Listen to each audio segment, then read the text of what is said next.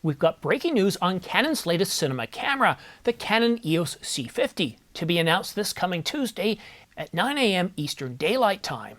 We've got a blurred image of the C50, video captured of the C50, and we've got specifications, including one big one demanded by video shooters. But first, go ahead and click that subscribe button. It means more to me than a lap time at the Nürburgring means to Jeremy Clarkson, and that's borderline spiritual to him. Hi, I'm Simon, your friendly photographic correspondent that likes to dig through the news and rumor sites so that you don't have to, keeping your hands clean. Well, we've got some breaking news for you. We've got leaked images, leaked videos, and some leaked specifications, which some of them, if you're a video shooter, well, are going to knock your socks off, at least if they turn out to be true. At least a lot of this is coming from mirrorless rumors, but we're getting it from some other sources as well. Now, this leaked image, this is courtesy of mirrorless rumors. Pay very close attention to the ergonomics here. This is reminiscent of another camera by the competition. And this blurred video of the Canon C50 is from a German YouTube channel. And a big thanks to one of my viewers for bringing it to my attention. And on this YouTube channel, we don't bury the lead. We're going to go right to some specifications, so let's get to those right now. Again, according to mirrorless rumors, the Canon C50 will have, are you ready for this? We're going to talk megapixels now. Ready? Now, we've heard from Canon rumors that, well, the C50 is going to be, well, a successor to the R5. Well, the R5C, but it was going to borrow off the R5 II, right? Well, this might give us a little bit pause if this proves to be true, and considering we've got some leaked photos along with this, I'm willing to give this some credibility. I mean, we're going to find out in a few days anyways. So, the number of megapixels for the Canon C50, and apologies for yesterday's video where accidentally every now and then I called it the R50. There's so many similar names here, it's just getting jumbled up in this old man's brain. But without further ado, the megapixel count is going to be 32 megapixels, full frame sensor, no mention of whether it's going to have a stacked BSI sensor or just a standard sensor, but it's going to be 32 megapixels. And here's the other big, this is kind of a mic drop moment, at least for Canon. For Panasonic, we've done this before. You ready? I'm sorry, I know I'm teasing it out a little bit, and I shouldn't here, but the Canon C50, not R50, will support OpenGate. That's a pretty big deal. Now, for those of you that aren't familiar with what OpenGate is, your sensor, well, the sensor in the camera basically captures a whole bunch of light. It does photonic conversion, basically converting the photons into electrons, and it's able to, through the output of the image sensor to the image processor, we're able to get footage. But a lot of times that information is processed, so we're not getting the full sensor output.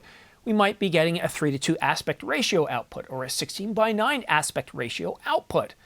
What OpenGate is, every single bit of information that's read from that sensor is output. So that's a pretty big deal. But now I want to take you back to this leaked image. Take a look at the profile here, and maybe the video will help a little bit more. According to mirrorless rumors, the design very much borrows from the FX3 design.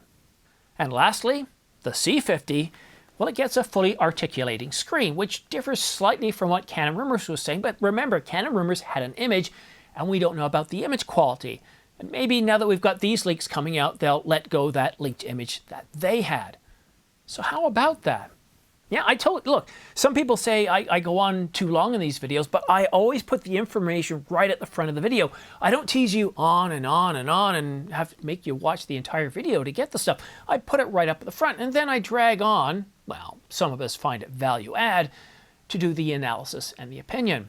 But one thing I found very interesting about what mirrorless rumors is telling us here is that it's going to be 32 megapixels. Now, if it's supposed to be a follow-up to the R5 or the R5 II or the R5C, each one of those cameras has a 45 megapixel sensor. The R5 and the R5C have, well, it's what they don't have. They don't have BSI. They don't have stacked, whereas the R5 Mark II has a backside illuminated stacked sensor. So I am a little bit surprised here. Now, again, that 32 megapixels keeps jumping out at me because what resolution or what camera are we supposed to be getting this year that's a big camera that's also supposed to have a resolution of around 32 megapixels? Well, yeah, that's the Canon EOS R6 Mark III, 32 megapixels. I mean, this would almost seem, if it's 32 megapixels, that this camera to be announced is going to be, well, basing it off of the R6 Mark III. But I do have one other possibility here. If you recall yesterday, I also told you about something that Mirrorless Rumors had said, and that we would be getting 2 cameras. Not one, but 2 cinema cameras. The C50 is one of them, but also an entry-level one. But if it's going to be entry-level, well, basing it off of the R6, that's pretty bold. That's a full-frame camera. Bold. You see, what Sony did is they took the A7S III and they gave us a more video-centric version of that camera, almost identical, but better thermals and some other capabilities for $300 more in the FX3. And then what they did is they took all the capabilities of that A7S III again, that went into the FX3, and created an APS-C version called the FX30. And what a lot of us have been kind of conjecturing, and you've heard this on a lot of rumor sites as well, is that Canon, or would most likely, well, go after Sony's FX3 at the full frame level with the R5 type technology, or the R5 II technology, or the R5C. You see where I'm going. It's all full frame, 45 megapixels around that point.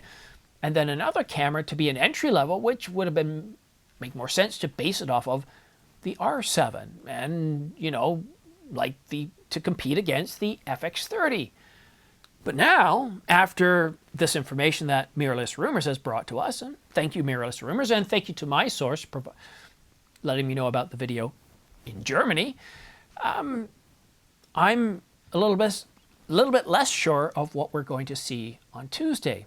And I've reached out to some other sources, and you know what? They've been really busy. They are more at the pro end of things, and these silly little cinema cameras aren't what photographers fool around with.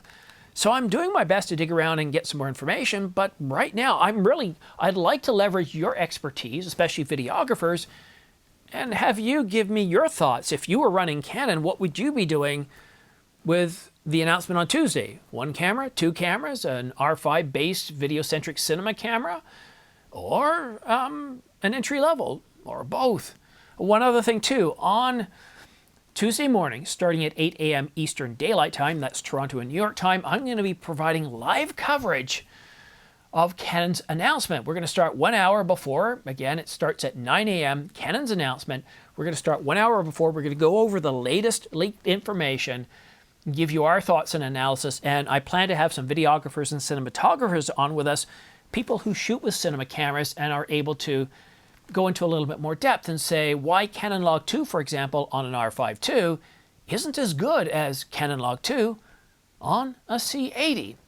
So all that wonderful stuff. And if you are interested in purchasing whatever camera comes out, and if it's going to be based off of the R5, the R5 II, which would make more sense because, well, the R5C was based off of the R5. So I would expect any new camera that was, according to Canon rumors, to be based off of the R5, to be based off of the R5 II, and have a slightly higher megapixel count. One thing we know, and we've seen this with tests with the A7S III, is when we're doing 4K fine, it's got better detail, better low light performance than the Sony.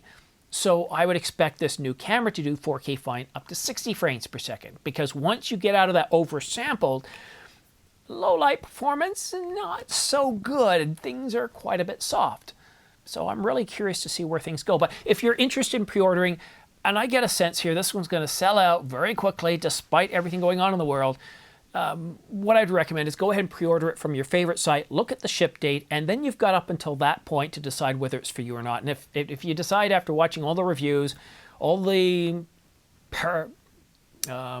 lights and cameras action, all the wonderful stuff, confetti going on, telling you how it's the greatest thing since sliced bread, if that doesn't really appeal to you, then you can cancel your pre-order and it's not going to cost you anything. But if you're on the fence and then you decide you want it, now you could be looking at months. And I'm not trying to hype this up. We saw this with the R5, the Mark I. It took 6 months to a year before things started to settle down. And even this year, the number of cameras that we've seen that have been delayed, the number of products that have I think it was just last week, I haven't checked recently, but the RF 100 to 300 was on back order. They had production issues with it. So this stuff is just really, really frustrating. So if you do pre-order the R50, first, I think it's the first time I said it in this video. If you want to pre-order the C50 from Adorama at B&H, then please consider using my product links down below, my smart pre-order links, because what they will do is not just show you the C50, but any other packages that Adorama and B&H are putting together. So when you're ready to pre-order, you can see them all listed on your screen. Just copy these links down, put them in your browser, and as soon as the embargo is lifted, we'll let you know. We'll follow it live with you. I find these pre-orders to be more exciting than anything else.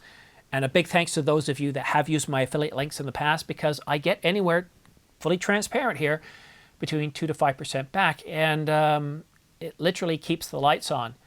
A lot of channels have sponsorship ads at the beginning, from anywhere from 30 seconds to all the way up to about 5 minutes. And granted, some of them do a really nice skit about it, but seriously, I pay YouTube so I don't have to watch ads, so it's really frustrating when I get these ads. So I've decided to forego that revenue because I'd rather provide you with a better experience. So that's why I rely on you, very much viewer supported. Anyhow, this is not the last video coming out. I've probably got some others coming out as the news comes out. I'm putting this out tonight, which could be tomorrow morning for you from where you're watching, because I've seen this before with launches. As we come up close to that date, stuff comes out hour by hour, day by day. And while I have videos scheduled for tomorrow and the day after on the R7 II and the R6 III, right now, this is the most important thing. I'll try to squeeze, maybe I'll squeeze in 2 videos for tomorrow. I don't know.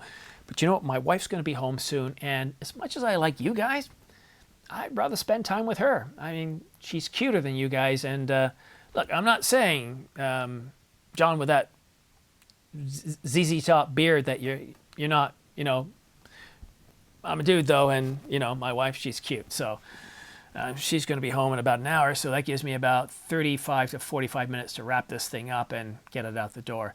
But anyhow, guys, all joking aside, I do very much appreciate you patronizing this channel. Just to give you a follow-up on my health situation here, things have been going south. It's nothing like the big C or anything, but if any of you suffer arthritis, it's really flared up and it's spread. A lot of people tend to have it in their fingers and other parts. Let me tell you where I've got mine, and this might explain why I've been kind of pulling back a little bit lately.